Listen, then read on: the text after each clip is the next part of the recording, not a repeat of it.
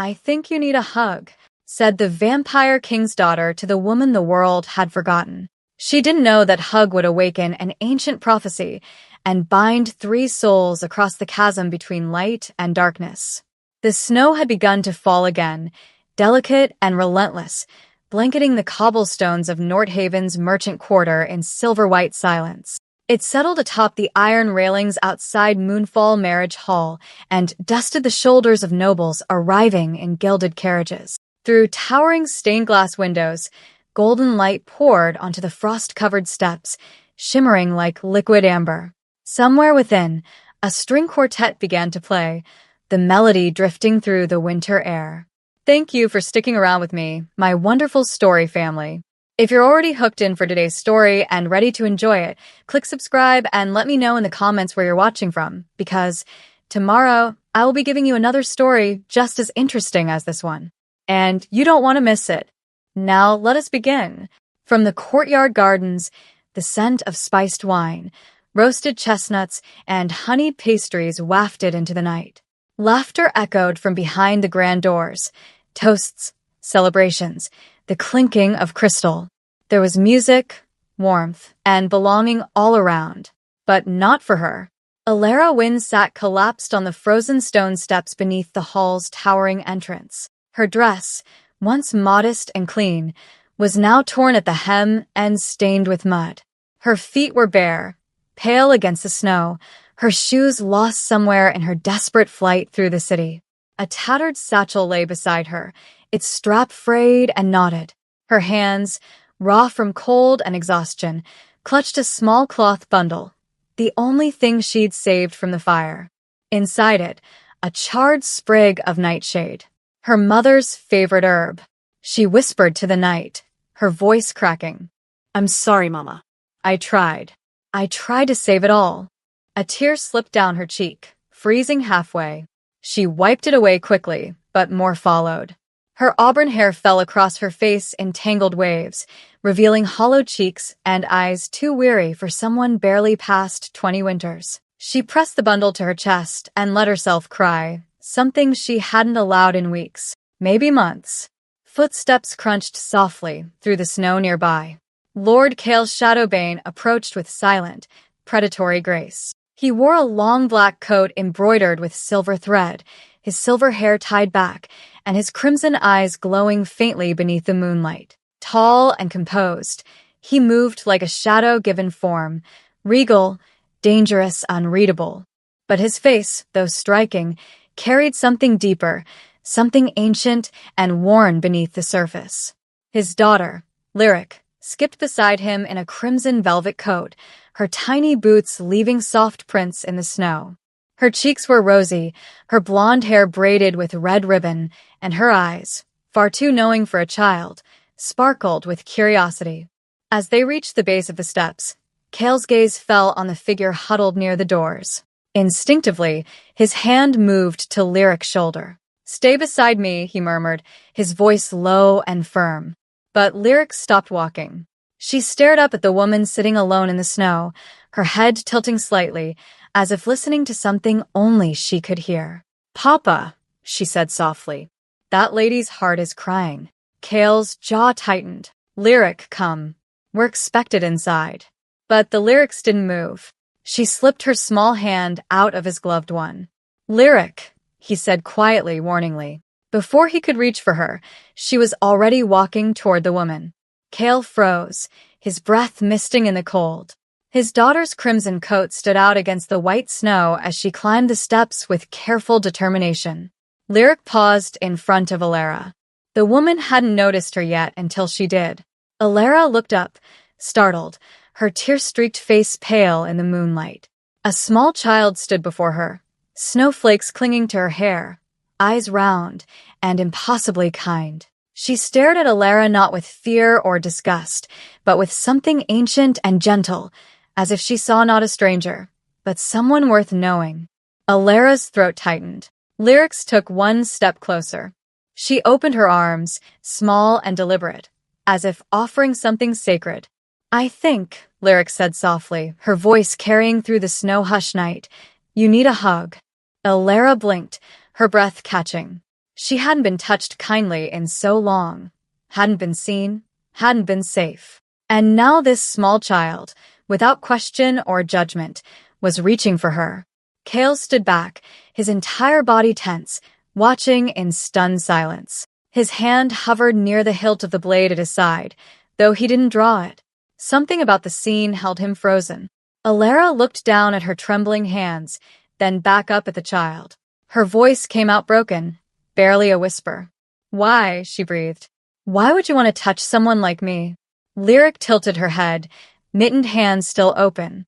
"Because," she said simply, "your heart looks like it hurts." Alara's lips parted. A sob broke free. And Lyric didn't wait. She stepped forward and wrapped her small arms around Alara's hunched shoulders. It was soft, warm, slightly awkward, but it was real. It was whole.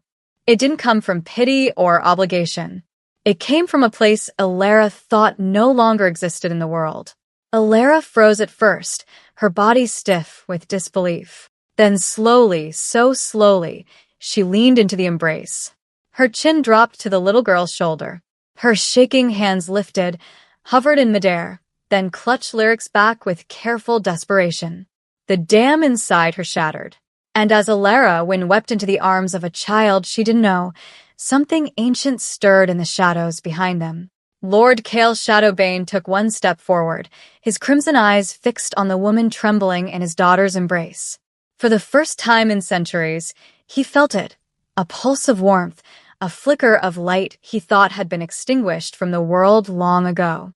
The prophecy whispered through his mind, unbidden. From ash and sorrow shall rise the heart of light. He moved forward silently, removing his crimson cloak. Without a word, he draped it over Alara's bare shoulders. She looked up, startled, meeting his glowing gaze. For a moment, neither spoke. Then Kale's voice, low and ancient, broke the silence. "You're freezing," he said simply. "Come inside." Alara Wynn had not always been this, hollow, hunted, and invisible. Once, she had been the daughter of the most respected herbalist in the southern provinces, raised in a cottage filled with drying lavender and the scent of medicinal brews. Her mother had taught her the names of every plant, every root, every remedy. Her father had called her his little alchemist. But that life had burned. And with it, everything she loved. Alara stared up at Lord Kale Shadowbane, the crimson cloak heavy and warm across her trembling shoulders.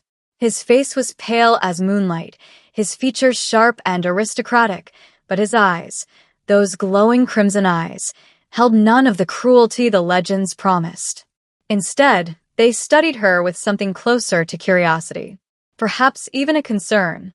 "What brings you to these steps alone?" His voice was low, controlled, almost gentle. "In weather like this, most seek shelter." Alara's throat tightened. She looked away, shame flooding through her. "I have nowhere else to go." The answer was vague, defensive. She felt his gaze linger on her, weighing the truth she refused to speak. Kale tilted his head slightly. "Nowhere at all." "Nowhere," she whispered, clutching the charred bundle tighter against her chest. For a moment he said nothing. Then something shifted in his expression, a flicker of recognition, though not of her face. His eyes narrowed slightly, focusing on the air around her, as if seeing something she could not. A faint shimmer, golden, barely there. His breath stilled. "Impossible." "Papa," Lyric's small voice broke the silence. She tugged on Kale's coat, her mittened hand insistent. "She's so cold. Can she come inside? Please?" Kale's jaw tightened. "Lyric, please, Papa." The child's eyes were wide, pleading, "Just to get warm." Alara shook her head quickly, her voice cracking. "No. I shouldn't. I don't belong." "You belong where kindness is," Lyric said firmly, as if the matter were already decided. She reached for Alara's hand and tugged gently. "Come on." Kale's crimson gaze flicked between his daughter and the woman wrapped in his cloak. He exhaled slowly, the mist of his breath curling into the night. "Very well," he said at last, his tone resigned. "But stay close to me." The warmth inside Moonfall Marriage Hall was overwhelming. Alara stepped through the grand doors and was immediately engulfed by golden light, the scent of perfumed candles, and the hum of conversation. Chandeliers dripped with crystal, casting prismatic patterns across polished marble floors. Noble women in silk gowns glided past, their laughter soft and musical. Men in embroidered coats raised glasses of amber wine. And then they saw her. The whispers began almost immediately. Who is that? Why is she barefoot? Is that Lord Shadowbane's cloak? Alara felt every gaze like a blade. She pulled the crimson fabric tighter around herself, trying to disappear, trying to shrink into the folds of the cloak. Her bare feet left faint, wet prints on the pristine floor. Lyric held her hand the entire time, her small fingers warm and unyielding. The child walked with her head high, as if daring anyone to speak against the woman at her side. Kale moved beside them, his presence alone enough to part the crowd. Nobles bowed slightly as he passed, but their eyes lingered on Alara with suspicion, confusion, and thinly veiled disdain. A woman in a sapphire gown leaned toward her companion. Why would he bring someone like that inside? Alara's cheeks burned. She tried to pull her hand away from Lyric's, but the child only gripped tighter. Kale's voice cut through the murmurs, calm but edged with authority. She is a guest. The whispers stopped. No one dared speak further. He led them toward the far side of the hall, where a roaring fireplace bathed the room in flickering warmth. Lyric guided Alara to a cushioned bench near the hearth and sat beside her, still holding her hand. Alara stared at the flames, her body trembling, not just from the cold now, but from the weight of shame, exhaustion, and disbelief. She didn't belong here. She was a stain on this golden world. Kale stood a few paces away, his arms crossed, watching her carefully. He saw the way she hunched her shoulders, the way she avoided looking at anyone, the way she seemed to be trying to fold into herself and vanish. Humility, survival, fear. And yet, despite it all, his daughter clung to her as if she were precious. A shadow approached from the corner of the hall, a tall figure in black armor, a vampire guard with silver hair and eyes like frozen steel. He stopped before Kale and inclined his head. "My lord," the guard said quietly, his gaze flicking toward Alara. "Forgive the intrusion, but is that woman a Wynn?" Kale's eyes sharpened. "What of it?" The guard hesitated, his expression darkening. The Wynn apothecary clan was accused of heretical practices. Their estate burned 3 winters ago. There were suspicions. Alara went rigid. Her heart slammed against her ribs. The guard's voice lowered. "If she is one of them, enough." Kale's tone was ice. He stepped forward, placing himself between the guard and Alara. "She is under my protection. If you have concerns, you may voice them to me in private. Not here." The guard's jaw tightened, but he bowed his head. "As you command, my lord." He retreated into the crowd, but Alara felt his gaze lingering. She lowered her head, her breath shallow. They knew. Of course they knew. Her name was poison. Her family's name was ruined. Kale turned back to her, his expression unreadable. For a moment, she thought he might demand answers, might force her to explain the fire, the accusations, the night she lost everything. But he didn't. Instead, he crouched slightly, bringing himself to her eye level. His voice was quiet, meant only for her. "You are safe here," he said simply. "No one will harm you while I stand witness." Alara's eyes burned with unshed tears. She didn't understand why he was protecting her, why his daughter had chosen her. Why does any of this happen? Kale rose and glanced toward the hall's entrance. "This place is too loud for you," he said.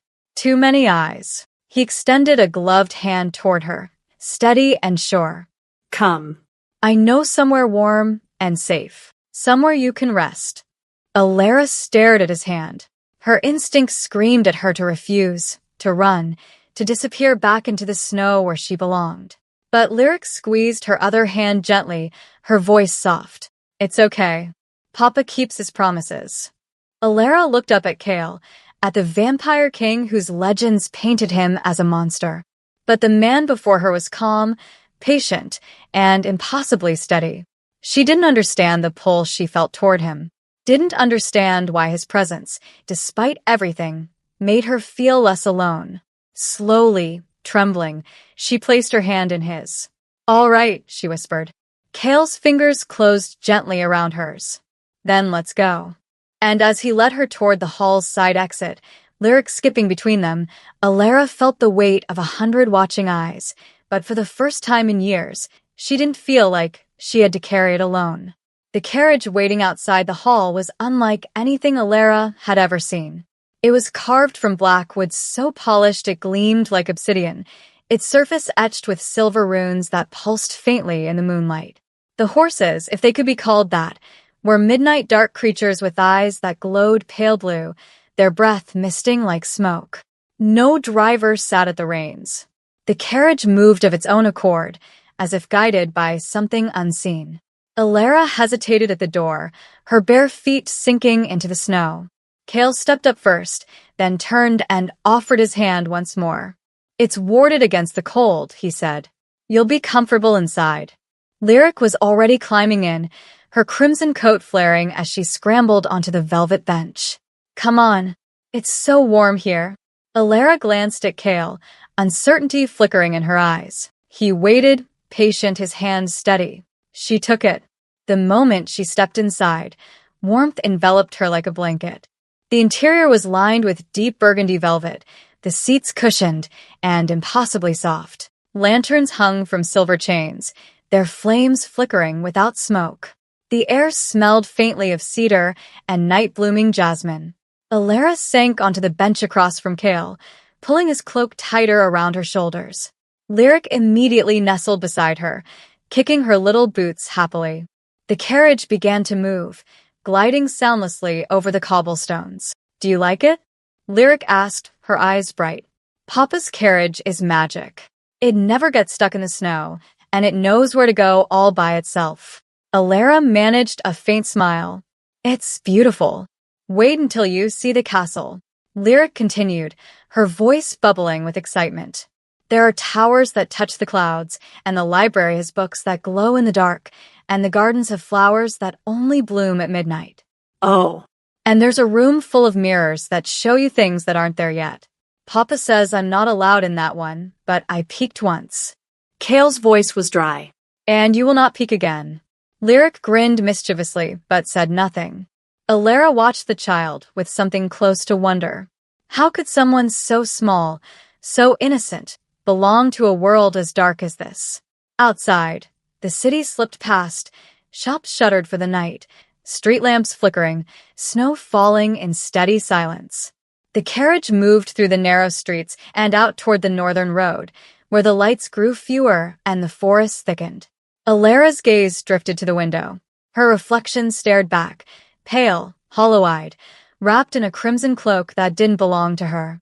"They said we practiced dark magic," she murmured, her voice barely audible. "That we poison the wells, that we curse the crops." Kale's eyes shifted to her, but he said nothing. Alara's hands trembled in her lap. "None of it was true. My mother was a healer. My father grew herbs for medicine. We helped people.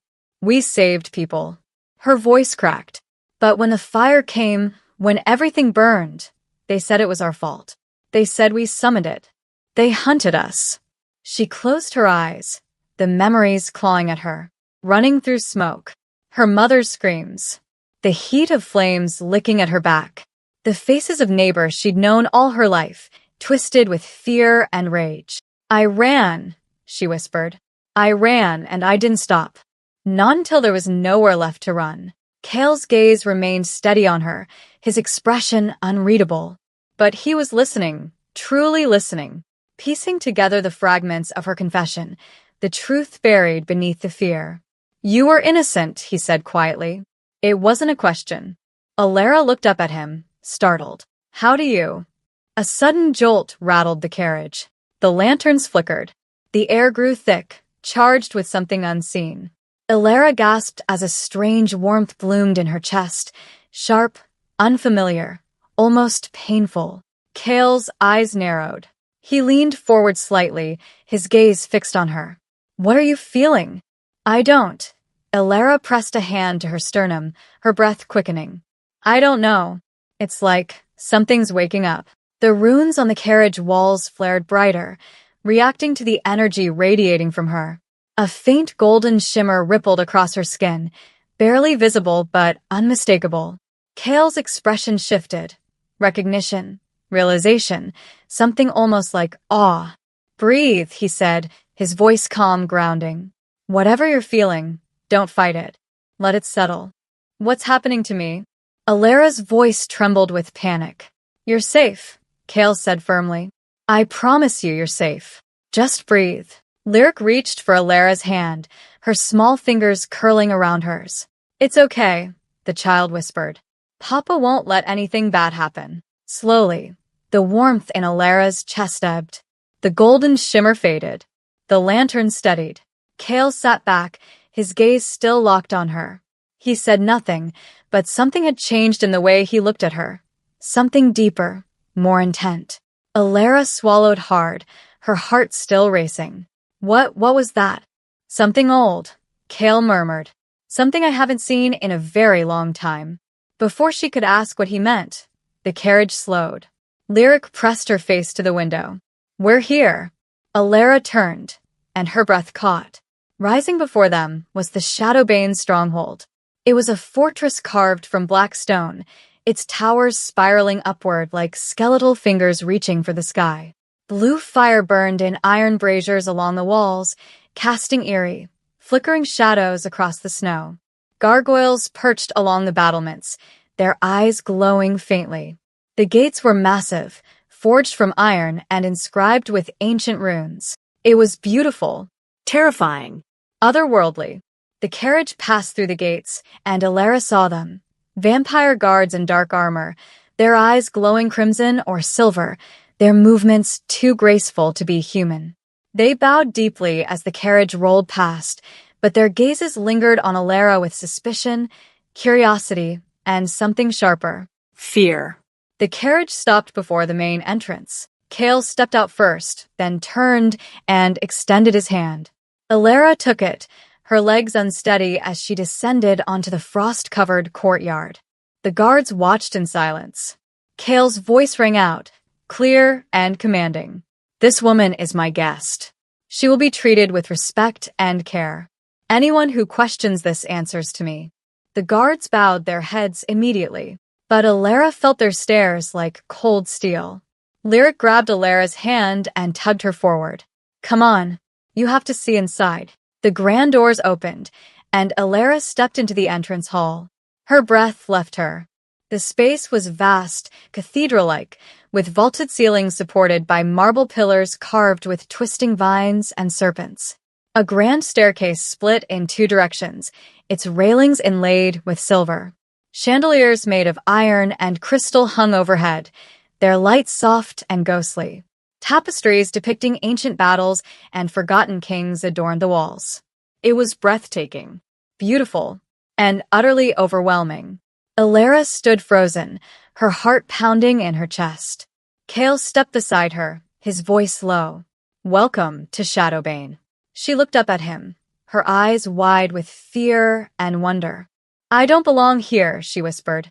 Kale's gaze softened, just slightly, perhaps. But you're here nonetheless. And as Lyric pulled her deeper into the castle, Alara couldn't shake the feeling that crossing this threshold had changed everything. The attendants were gentle, but their whispers were not. Alara sat in a marble bath filled with steaming water scented with lavender and rose petals, her body finally beginning to thaw. Two vampire women moved around her with practiced efficiency, one combing the tangles from her hair, the other laying out fresh clothes on a nearby chair. Their movements were graceful, almost ethereal, but their voices carried through the chamber in hushed tones. Why would Lord Kale bring a human here? She's no ordinary human. Look at her, she's a win. The cursed clan? The ones who burned. Hush. He'll hear you. Alara closed her eyes, sinking lower into the water. She wanted to disappear beneath the surface, to drown out their voices, to forget that she was the subject of their suspicion. When they finished, She was dressed in a soft gray gown with silver embroidery along the sleeves. It was too fine, too elegant. She didn't recognize the woman staring back at her in the mirror. Clean, draped in silk, her hair falling in damp waves over her shoulders. She looked almost human again. But she didn't feel it. Lyric found her soon after, bouncing into the chamber with infectious energy. Alara, come on. I want to show you everything. Before Alara could protest, the child grabbed her hand and pulled her into the corridor. The citadel was a labyrinth of vaulted hallways, spiraling staircases, and rooms that seemed to breathe with ancient memory. Lyric led her past the grand library, where shelves stretched 3 stories high and books floated gently through the air. They passed the portrait gallery, where the eyes of long-dead lords seemed to follow Alara as she walked. They climbed to the observatory, where a massive telescope pointed toward the star-filled sky. "This is where Papa studies the heavens," Lyric said proudly. "He says the stars remember things people forget." Alara paused at the stone railing overlooking the courtyard below. The view was breathtaking, the sprawling grounds dusted with snow, the blue fires flickering along the walls, the forest stretching endlessly into the night. She placed her hand on the railing to steady herself, and the stone began to glow. Alara gasped and jerked her hand back. Beneath where her palm had rested, a faint golden rune pulsed once, twice, then faded. Lyric's eyes widened with delight. "Whoa! It likes you." What was that?" Alara stammered, staring at her hand as if it had betrayed her. "The runes," Lyric said matter-of-factly. "They're supposed to protect the castle, but they only glow for people with magic." "I don't have magic," Alara whispered, her voice shaking. Lyric tilted her head, puzzled. "Then why did it glow?" Alara had no answer. As they continued through the citadel, Alara began to notice other things. The shadows in the corridors seemed to soften as she passed, retreating gently into the corners. The torches along the walls burned brighter, their flames flickering with warmth rather than cold blue light. Even the air felt different around her, calmer, lighter. The castle itself was responding to her presence, and she had no idea why. In a chamber deep within the fortress, the elder vampires convened in secret. 6 figures sat around a circular table carved from black stone, their faces half hidden in shadow. They spoke in low, urgent tones. "She carries the mark of the luminary line," one said, his voice gravelly with age. "I sensed it the moment she entered." "Impossible," another hissed. "That bloodline was extinguished centuries ago. And yet here she is. Glowing runes, calming shadows. The castle itself bends to her presence. She is a threat, or an opportunity. Lord Kale is playing a dangerous game. If the other courts learn we harbor a luminary, they will come for her, and for us." Silence fell over the table. One of the elders leaned forward, his crimson eyes gleaming. "Then we must act before they do." Kale found Alara in the library that evening, standing before a towering window that overlooked the moonlit mountains. She looked small against the vastness of the room, her gray gown nearly blending into the shadows. He approached quietly, his footsteps soundless. "You've been exploring." Alara turned, startled. Lyric insisted. "She does that." A faint smile touched his lips, then faded. "May I speak with you?" She nodded, though wariness flickered in her eyes. Kale gestured toward a pair of chairs near the fireplace. They sat, the flames casting dancing light across their faces. "There's something you need to understand," Kale began, his voice measured. "The aura you carry, the energy I sensed in the carriage, it's not ordinary." Alara's hands tightened in her lap. "I don't know what you're talking about." "You do," Kale said gently. "You felt it, the warmth in your chest, the way the runes responded to your touch." She looked away. "That doesn't mean anything. It means everything." Kale leaned forward slightly. "Your aura resembles something I thought lost to history. The luminary bloodline, humans capable of healing vampiric corruption, of calming the darkness that festers within us. They were rare, revered, and hunted to extinction." Alara shook her head, her voice rising. "No. You're wrong. I'm nobody. I'm broken, cursed. My family is dead because of me. I bring ruin, not healing. You bring light, Kale countered, his tone firm but not unkind, whether you accept it or not. Tears pricked at Alara's eyes. I don't want this. I didn't ask for any of this. Few of us ask for our destiny, Kale said quietly, but that doesn't make it any less real. She looked at him, her expression raw with pain. I'm not special. I'm just broken. Kale held her gaze, and for a moment, something ancient and sorrowful flickered in his crimson eyes. Broken things, he said softly, may reflect the brightest light.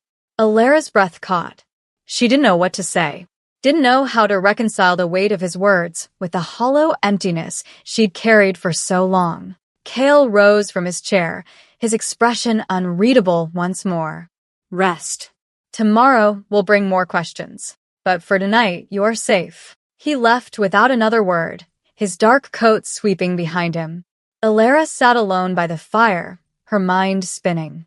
High above, on a shadowed balcony overlooking the library, a figure stood watching. Cloaked in darkness, their face hidden, they observed Alara through narrowed eyes. Their fingers drummed slowly against the stone railing, calculating, considering. So, they murmured to the night. The luminary returns. A cold smile curved their lips. How unfortunate for her. The figure turned and vanished into the shadows, leaving only the faint echo of footsteps behind. Alara couldn't sleep. The bed was too soft, the silence too deep, the weight of everything pressing down on her chest until she could hardly breathe. She slipped from beneath the heavy blankets and padded barefoot across the cold stone floor, wrapping a shawl around her shoulders. The library called to her. She found her way back through the winding corridors, guided by flickering torchlight and instinct. The massive doors stood ajar, as if waiting. Inside, the shelves stretched endlessly upward, and the air smelled of parchment, dust, and something older. Magic, perhaps, or simply time. Alara moved between the rows, her fingers trailing along leather spines. She wasn't sure what she was looking for until she found it. A section tucked into a far corner, marked by a small bronze plaque, Histories of the Forgotten. Her breath caught. She pulled a scroll from the shelf, its edges yellowed and fragile. As she unrolled it carefully on a nearby table, her eyes widened. The luminary bloodline, healers of shadow and flame. Her hands trembled as she read.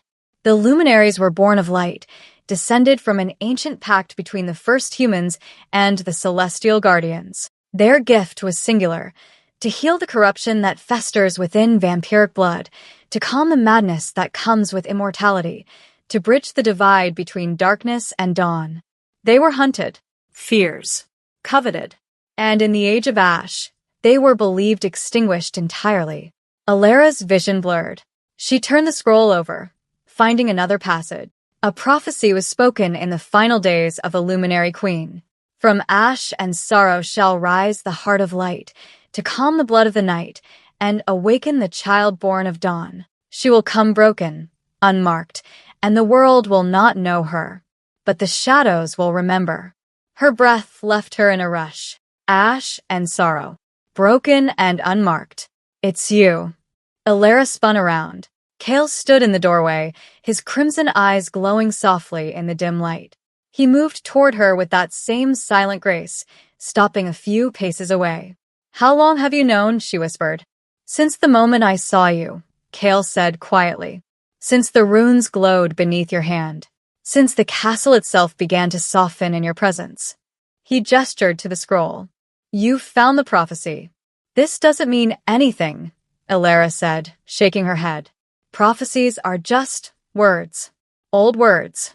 They mean everything to us, Kale interrupted gently. For centuries, we've waited, watched, hoped that the luminary line had not truly died. Why? Alara's voice cracked. Why does it matter? Kale's expression darkened. Because without the luminaries, vampires are doomed to slow corruption. Our bloodlines weaken. Madness spreads. The darkness consumes us from within. He paused. You are the light we thought lost. Alara stepped back, her shoulders hitting the bookshelf. I can't be. I'm no one. I'm just. The library doors burst open. Lyric tumbled in, her nightgown trailing behind her, her blonde hair tousled from sleep. Alara. She ran straight to her, wrapping her arms around Alara's waist. I felt you were sad. Are you sad? Alara's throat tightened. She knelt down, brushing the child's hair back. I'm all right, little one. What are you doing awake? I woke up, Lyric said simply. And I knew you needed me. Kale watched them, something unreadable flickering across his face. Lyric, you should be in bed. But she needs me, Lyric insisted, not letting go of Alara. Kale sighed softly. 5 more minutes. Then I'm carrying you back myself. Lyric grinned triumphantly and settled against Alara's side. That night, Alara finally slept, but the dreams came. Fire. Everywhere, fire. She stood in the ruins of her family's cottage, flames licking at the walls, smoke choking the air. But this time she saw more. A figure in the shadows. A man cloaked in black, his hand raised, silver runes glowing along his fingers. He was speaking, chanting. The fire wasn't natural. It was summoned. And then the vision shifted. She stood in a circle of light, surrounded by towering figures, women in white robes, their faces obscured, their voices harmonizing in a language she didn't understand. One stepped forward, placing a hand over Alara's heart. You carry our legacy, the woman whispered. Do not fear the fire. It cannot consume what is already reborn. Alara gasped and woke, her heart pounding, sweat soaking through her nightgown. The room was dark, silent, but the woman's voice still echoed in her mind. The next morning, Kale was summoned to the council chamber. He stood before the long table where the elder vampires sat in judgment. Their faces were stone, their voices cold. You cannot keep her here, one said bluntly. The girl is a threat. She is a guest, Kale replied evenly. She is a luminary, another hissed. If the southern courts discover her presence, they will come for her. And for us. Then let them come. The room fell silent. The eldest vampire leaned forward, his eyes narrowing. You would risk war for a human? Kale's gaze didn't waver. I would risk war for what is right. She is dangerous, my lord. Her very existence disrupts the balance. Or restore it. Kale's voice hardened. This council does not dictate who I shelter within my walls. Alara Wynn stays. And anyone who challenges that answer to me. The elders exchanged glances. None dared speak further. Kale turned and left without waiting for dismissal. Later that day, Alara sat in the observatory, staring out at the snow-covered mountains. Kale found her there, his expression thoughtful. I had a dream, she said before he could speak. I saw the fire. The night my family died. She turned to him, her eyes fierce. It wasn't an accident. Someone said it. Someone wanted us dead. Kale's jaw tightened. Do you know who? A man in black. A vampire, I think. He used magic, runes. Her voice trembled. He was hunting us. Hunting me. Kale's eyes darkened with understanding. The Purge. There were factions who believed the luminaries were a threat. They hunted them systematically. Then my family died because of what I am. Alara's hands clenched into fists. Because of something I didn't even know I had. They died because of fear, Kale said quietly. Not because of you. Alara stood, her voice resolute. I need to know who did this. I need to know why. Kale studied her for a long moment. Then he nodded. We'll find the truth. Together. As Alara stared out at the horizon, determination burning in her chest, Kale made a silent vow. No one would harm her. Not while he still drew breath. Not while there was still a chance to heal what centuries had broken. They came for her at twilight. Alara was walking through the eastern corridor, returning from the library, when 3 figures stepped from the shadows. Vampires, tall and pale, their eyes glowing with cold crimson light. They wore the dark armor of castle guards, but their expressions held no loyalty, only hostility. Alara Wynn, the tallest one said, his voice sharp as broken glass. You don't belong here. Alara's heart lurched. She took a step back. Lord Kale granted me sanctuary. Lord Kale is mistaken. The vampire moved closer, his presence suffocating. You are a threat to this kingdom, a danger to our kind. I've done nothing. You exist, another hissed. That's enough. The shadows along the walls began to writhe, darkening, stretching like grasping fingers. The torches flickered violently, their flames turning from warm gold to icy blue. Alara's breath quickened. Please. I don't want trouble. Then leave, the first vampire said coldly, before you bring ruin upon us all. The corridor grew colder. The shadows thickened, crawling across the floor, up the walls, twisting into shapes that seemed almost alive. Alara felt the air pressing in on her, felt the weight of their hatred, their fear. And something inside her snapped. A warmth bloomed in her chest, sudden, bright, overwhelming. She gasped, pressing a hand to her sternum. Golden light flickered beneath her skin, pulsing outward in soft ripples. The shadows recoiled. The vampires froze, their eyes widening in shock as the golden flares spread through the corridor, calming the restless darkness, brightening the torches, warming the air. What is she doing? One whispered. Stop her. But before they could move, a low, primal growl echoed through the hallway. Kale appeared at the end of the corridor, and the air itself seemed to tremble. His eyes blazed crimson, brighter than Alara had ever seen. His presence expanded, filling the space with suffocating power. The shadows that had retreated from Alara now bent toward him, swirling around his form like a living cloak. You dare threaten her? His voice was no longer calm. It was ancient, terrible, edged with barely restrained fury. The three vampires dropped to their knees immediately, heads bowed. My lord, we only... Silence. The word cracked through the air like thunder. Kale moved forward, and the shadows moved with him, darkening, deepening. The temperature plummeted. Frost crept across the stone walls. The torches guttered and nearly went out. Alara felt the overwhelming weight of his power, raw, devastating, inhuman. This was the vampire king the legend spoke of. This was the monster that kingdoms feared. But she also saw something else. Beneath the fury, beneath the power, there was pain. Control slipping. Corruption rising. He was losing himself. Without thinking, Alara stepped forward. Kale. Her voice was quiet, but it cut through the darkness. She reached out and placed her hand gently on his arm. The effect was instantaneous. The shadows stilled. The cold receded. The crimson blaze in Kale's eyes softened, dimming to their usual glow. He turned his head sharply, staring at her as if waking from a nightmare. The entire corridor went silent. The three vampires stared in disbelief. Guards who had rushed to the scene stood frozen, their weapons half-drawn. No one moved. No one breathed. Alara kept her hand on Kale's arm, her touch steady, her golden light still faintly glowing beneath her skin. It's all right, she whispered. I'm safe. Kale's jaw tightened. His fists slowly unclenched. The darkness around him dissolved like smoke.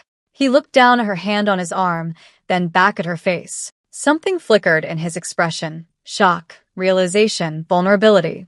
She had calmed him, pulled him back from the edge. He took a slow, steadying breath. Then he turned to the three vampires still kneeling on the floor. Leave, he said quietly. Now. They scrambled to their feet and fled. Kale's gaze swept over the gathered guards. Return to your posts. All of you. They bowed and dispersed without a word. Only Alara remained. Kale stood motionless for a long moment, staring at the place where her hand had been. When he finally spoke, his voice was low, almost shaken. You stopped me. Alara withdrew her hand, suddenly self-conscious. You were losing control. I haven't lost control in 2 centuries. He looked at her, and for the first time, she saw something fragile in his eyes. But you brought me back.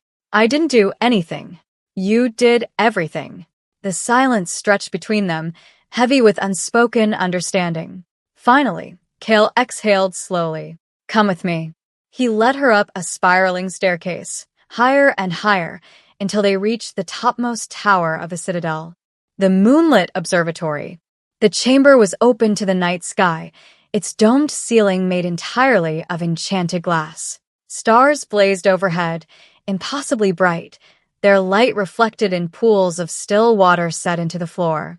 Telescopes pointed toward the heavens, and ancient star charts hung along the walls.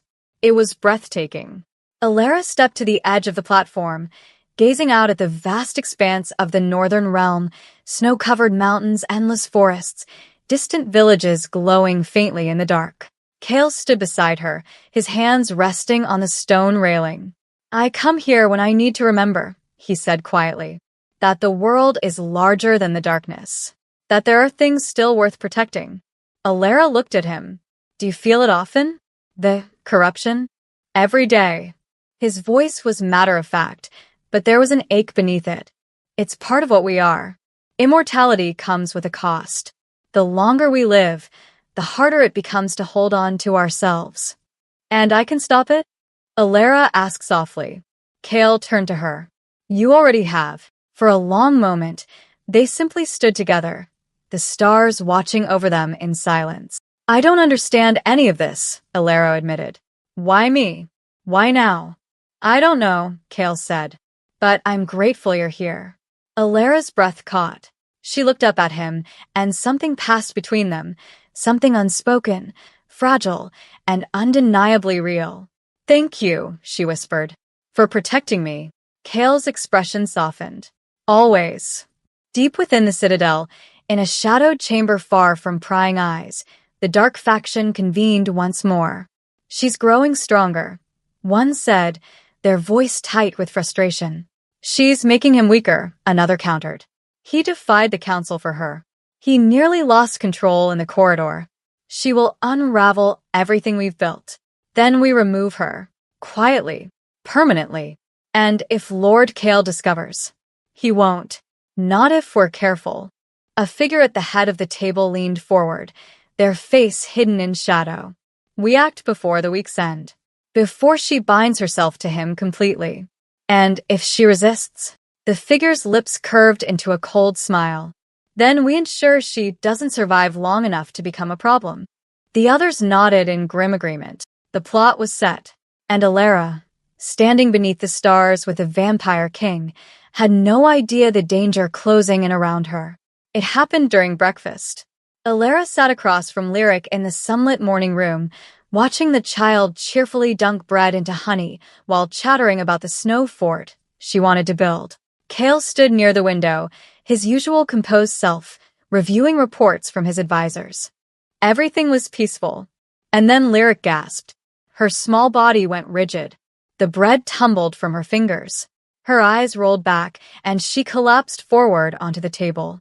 Lyrics. Alara lunged across the table, catching the child before she hit the floor. Kale moved with inhuman speed, crossing the room in an instant. He swept Lyric into his arms, his face draining of color. Lyric, look at me. The child's body convulsed. Dark veins spread across her pale skin like ink seeping through parchment. Her breath came in shallow, rattling gasps. Get the healers. Kale's voice cracked with desperation. Now. Guards rushed from the room. Alara stood frozen, her heart pounding as Kale cradled his daughter, his hands trembling. Stay with me, he whispered, his voice breaking. Please stay with me. The healers arrived within moments, 3 vampire physicians in dark robes, their faces grim. They laid Lyric on a velvet chaise and began their examinations, their hands glowing with pale blue light as they traced the curse's path through her body. It's blood magic, one muttered. Ancient. Deliberate. Can you remove it? Kale demanded, his crimson eyes blazing. We're trying, my lord, but... Lyric convulsed again, a strangled cry escaping her lips. The dark veins spread further, crawling up her neck, across her cheeks. She's fading, another healer said, panic creeping into his voice. The curse is consuming her life force. We can't. Then find someone who can. Kale roared. The healers flinched but continued their work, their faces pale with fear. Spells were cast, potions administered, runes drawn in the air. Nothing worked. Lyric's breathing grew weaker. Kale dropped to his knees beside her, his hand gripping hers. No. No, you don't get to leave me. Do you hear me? His voice shattered. You're all I have.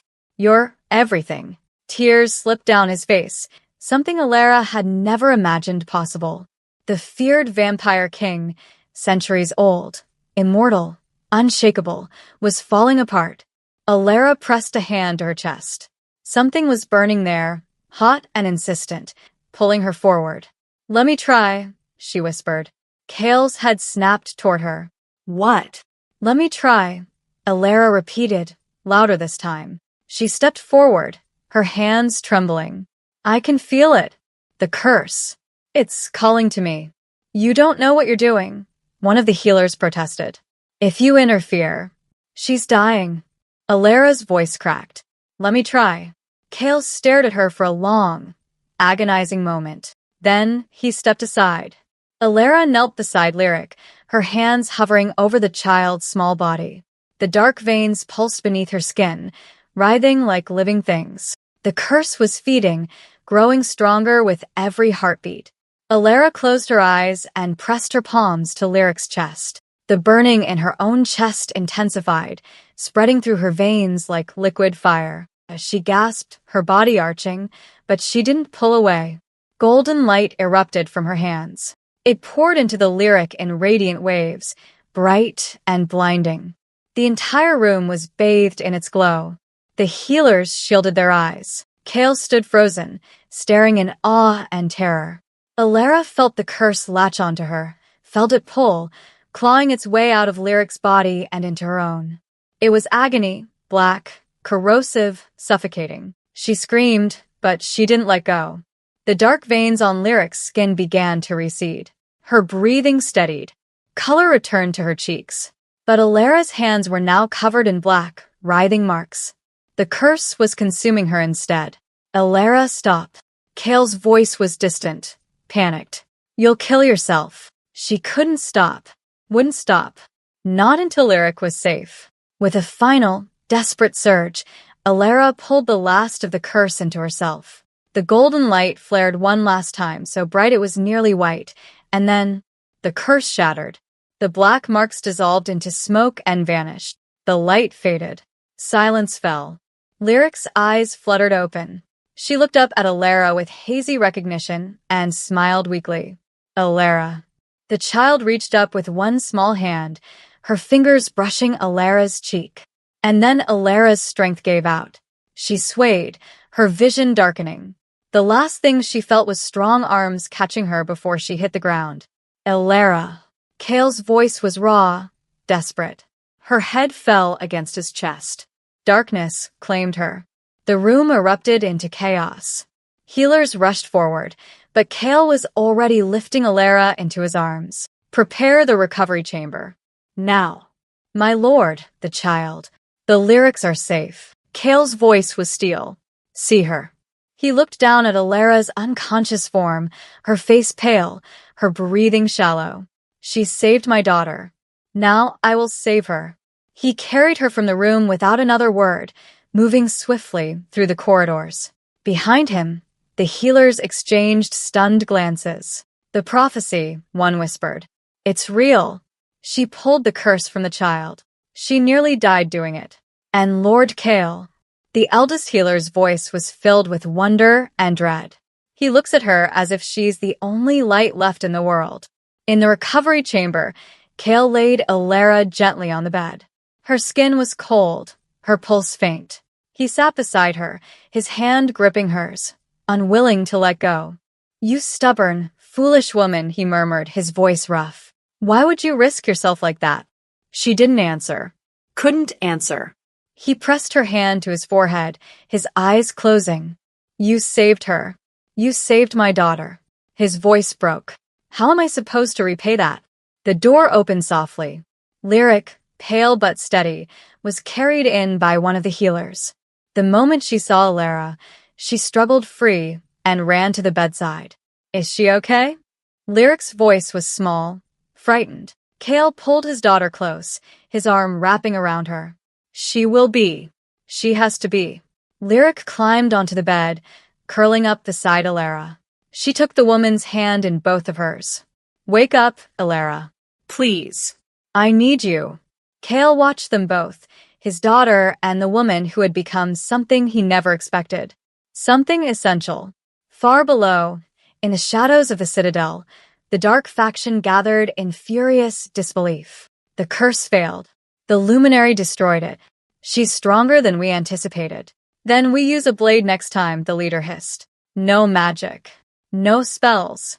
Just steel and silence. And if Lord Kale is blind to the danger, we will act tonight. The others nodded grimly. Alara's time was running out. Fire. Everywhere, fire. Alara ran through the smoke-choked hallway of her family's cottage, her lungs burning, her vision blurred by tears. Behind her, flames devoured everything. The drying herbs, the books of remedies, the wooden beams her father had carved by hand. Mama, she screamed. Papa. But the only answer was the roar of the inferno. She stumbled into the main room and froze. A figure stood amid the flames, untouched by the heat. Tall, cloaked in black, his face hidden beneath a hood. Silver runes glowed along his fingers, pulsing with dark magic. You should have stayed hidden, little light, the figure said, his voice cold and smooth. Your bloodline is a threat to everything we've built. Who are you? Alara gasped, backing away. Someone who understands history. He stepped forward, and the flames parted around him like water. The luminaries were extinguished for a reason. We cannot allow your kind to return. He raised his hand, and the fire surged toward her. Alara screamed and woke up. She bolted upright, gasping for air, her heart hammering against her ribs. It took several seconds for her surroundings to come into focus. She was in a large chamber, bathed in a soft firelight. Heavy curtains framed tall windows overlooking the snowy mountains. The bed beneath her was impossibly soft, piled high with silk blankets and furs. The air smelled faintly of cedar and night-blooming jasmine. This wasn't her room. A small weight shifted beside her. Alara looked down and found Lyric curled against her side, fast asleep, her blonde hair fanned across the pillow. One of the child's hands clutched Alara's sleeve, as if afraid she might disappear. You're awake. Alara's head snapped toward the voice. Kale sat in a chair near the fireplace, his posture rigid, his eyes fixed on her. He looked exhausted, his silver hair slightly disheveled, dark circles beneath his crimson eyes. He'd removed his coat, his shirt sleeves rolled to his elbows. He'd been watching over her. How long? Alara's voice came out hoarse. She swallowed and tried again. How long was I unconscious? 2 days. Her eyes widened. 2 days. You nearly died. Kale's voice was quiet, but edged with something raw. The healers said the curse should have killed you when you pulled it into yourself. But you didn't let it. You fought it off. Alara looked down at her hands. The black marks were gone, but faint golden lines traced her palms, scars from the luminary energy she'd unleashed. Lyric, she whispered. She's fine. Completely healed. Kale's gaze softened as he looked at his sleeping daughter. Because of you. Alara's throat tightened. I couldn't just let her die. I know. Kale stood and moved to the edge of the bed, his expression unreadable. But you could have died instead. Do you understand that? I understand, Alara said softly. But I'd do it again. Kale stared at her for a long moment, something unspoken flickering in his eyes. Then he exhaled slowly and sat on the edge of the bed. What did you see? While you were unconscious, you kept calling out, saying names, screaming. Alara's hands clenched in the blankets. I saw the fire. The night my family died. She looked up at him, her voice trembling. It wasn't an accident. There was a man, a vampire lord. He said my bloodline was a threat. He said the luminaries had to be extinguished. Kale's jaw tightened, his eyes darkening. Did you see his face? No. But I heard his voice, and I saw his runes. She held up her hand, tracing the pattern in the air with shaking fingers. They looked like this. Kale's expression turned to stone. I know those runes. You do. They belong to House Draven, a family that served on my council. His voice dropped, cold and lethal, until I banished them for treason. Alara's breath caught. Then they hunted you. Kale rose abruptly, his hands clenching into fists. They slaughtered your family, and they've been hiding in the shadows ever since. Kale, they will answer for this. His voice was no longer calm. It was fury barely leashed. I swear it. The confrontation came at dawn. Kale summoned the entire court to the throne hall. Alara stood beside him, her heart pounding, as nobles and advisors filed into the vast chamber. At the far end, 3 figures in dark robes were dragged forward by guards, members of the conspiracy that had tried to poison Lyric. Kale's voice rang out, cold and commanding. You stand accused of attempting to murder my daughter, of conspiring against the crown, and of harboring a known traitor, Lord Cadmus Draven. The room erupted in whispers. One of the accused, a tall vampire with graying hair, lifted his chin defiantly. We acted to protect this kingdom. The girl is a threat. Her very existence. Her existence saved my daughter's life, Kale interrupted, his voice cutting like a blade. While you plotted in the shadows, she risked everything. She is a luminary, the vampire spat. A relic of a failed bloodline. She will bring ruin. Enough. Alara's voice rang out, clear and steady. The hall fell silent. All eyes turned to her. She stepped forward, her hands trembling but her gaze unwavering. You're right. I am a luminary. I didn't ask to be. I didn't want this. Her voice grew stronger. But I won't hide anymore. I won't apologize for what I am. She turned to face the gathered court. My family was slaughtered because people like you feared what we could do. You burned our homes. You hunted us into extinction. And now you stand here, calling me the threat. The vampire conspirator sneered. You don't belong. She belongs here more than you do, Kale said coldly. He descended the steps of his throne, moving to stand beside Alara. She has proven her worth, her courage, her heart. He turned to the court. And I will not tolerate anyone who seeks to harm her. The guards moved forward, seizing the conspirators. Strip them of their titles, Kale commanded. Banish them from the northern realm. If they return, they will face execution.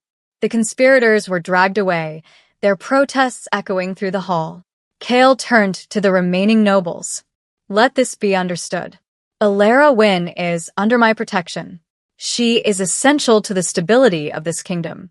Anyone who challenges this answers to me personally. No one dared speak. Later that night, Alara found Kale in the moonlit observatory. He stood at the railing, staring out at the stars. She approached quietly, stopping beside him. Thank you, she said softly, for defending me. You defended yourself, Kale replied. I merely ensured they listened. They stood in silence for a moment. Then Alara spoke, her voice barely a whisper. I'm afraid. Kale turned to her. Of what? Of what I'm becoming. Of what they expect me to be. She looked up at him, her eyes bright with unshed tears. I don't know if I'm strong enough. Kale's expression softened. He reached out, gently taking her hand in his. You've already proven you are. But what if I fail? What if I? Then I'll be there to catch you. His voice was steady, certain. You're not alone, Alara. Not anymore. She looked down at their joined hands, warmth spreading through her chest. Why do you care so much? Kale was quiet for a long moment. Then he said simply, because you matter. To Lyric. To this kingdom. He paused. To me. Alara's breath caught. You're free to leave if you wish, Kale continued. I won't force you to stay. But if you choose to remain, you'll always have a place here. Alara looked up at him, at the ancient, immortal king who had shown her more kindness than anyone in years. I choose to stay, she whispered. Kale's hand tightened gently around hers. And beneath the endless stars, something shifted between them. Something neither had words for yet, but both felt deeply. A bond that couldn't be broken. A light in the darkness. The throne hall had never been so crowded. Every noble house in the northern realm had been summoned. Vampires in ornate gowns and embroidered coats lined the marble floors, their whispers echoing beneath the vaulted ceiling. Torches burned brighter than usual, their flames steady and warm, a subtle change that had not gone unnoticed since Alara's arrival. Alara stood at the base of the dais, her heart pounding. She wore a gown of deep silver, simple but elegant, gifted to her by Kale's attendants. Her hair was braided with threads of gold. She looked every bit the part of someone who belonged in this world. But inside, she still felt like the broken woman on the frozen steps. Kale sat upon his throne, regal and composed, his silver hair falling over his dark coat. Lyric stood beside Alara, her small hand gripping Alara's tightly, refusing to let go despite the formality of the occasion.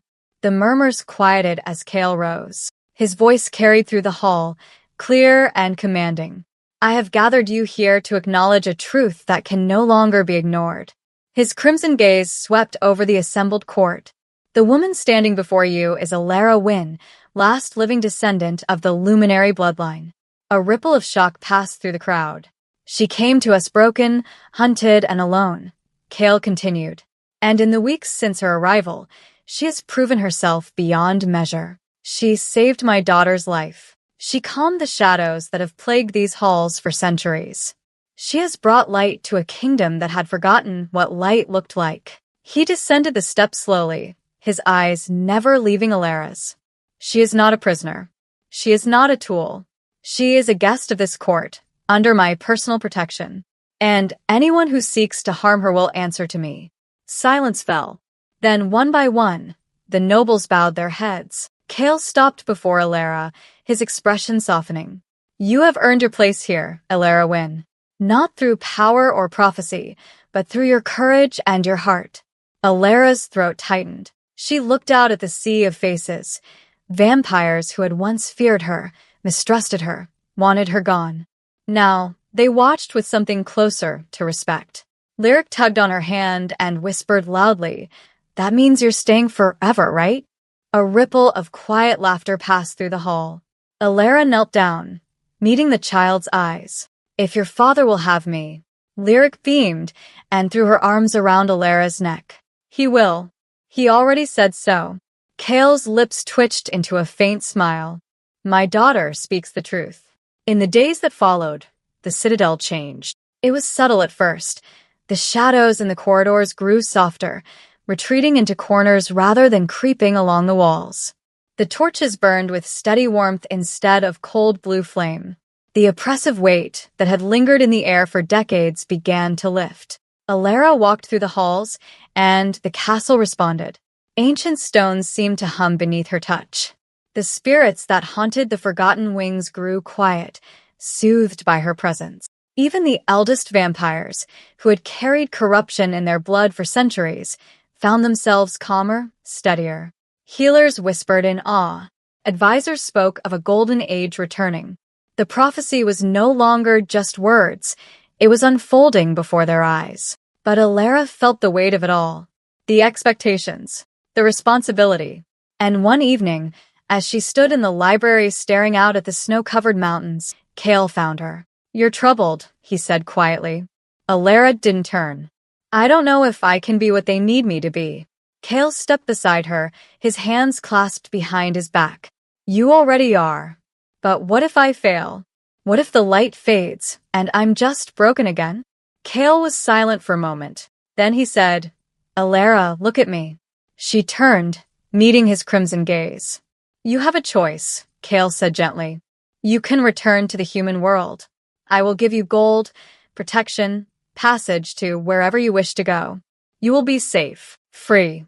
Alara's breath caught. Or you stay here, with us. His voice softened. With Lyric. With me. Her heart pounded. And if I stay, then you become part of this family. Not because of prophecy or duty, but because you choose it. Kale paused. Because we choose you.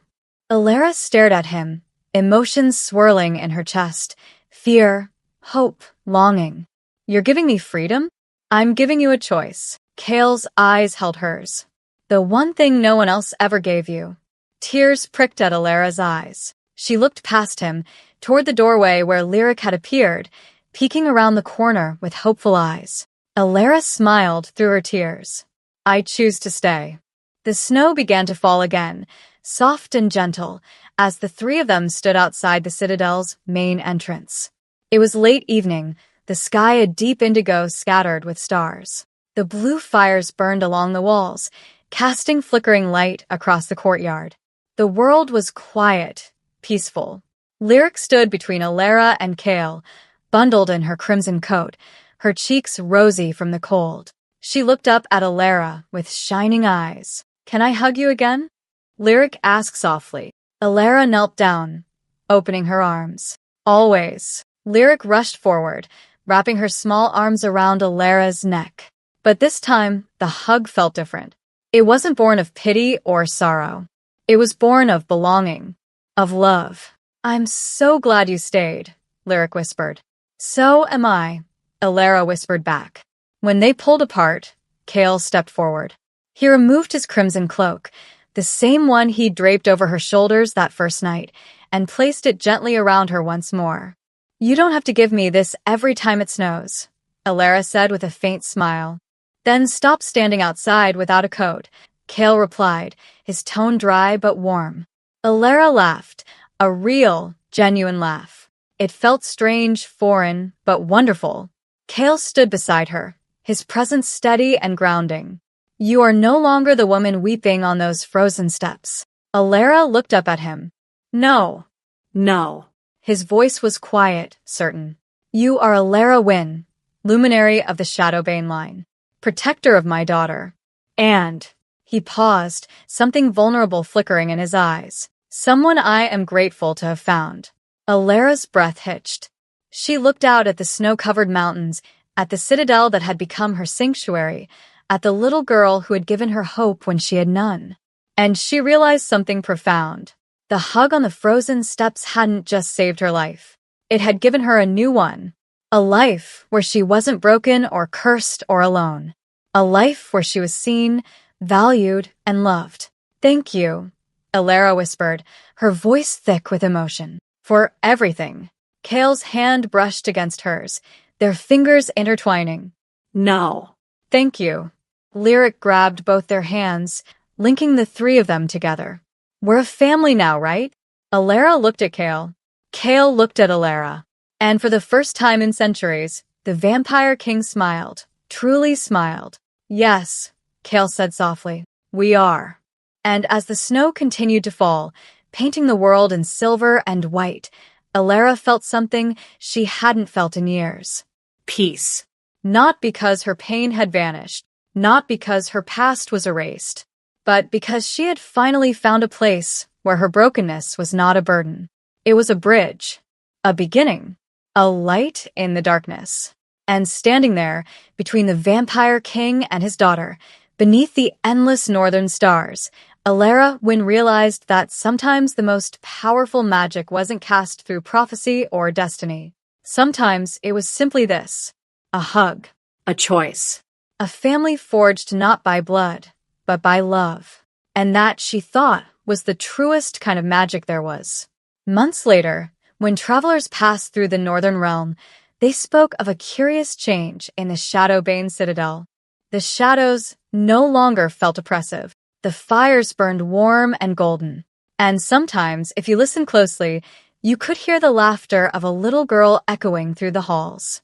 And if you looked up at the highest tower, you might catch a glimpse of two figures standing side by side beneath the stars, a silver-haired king and a woman wrapped in crimson, their hands intertwined. The darkness had not vanished, but the light had returned. And that made all the difference.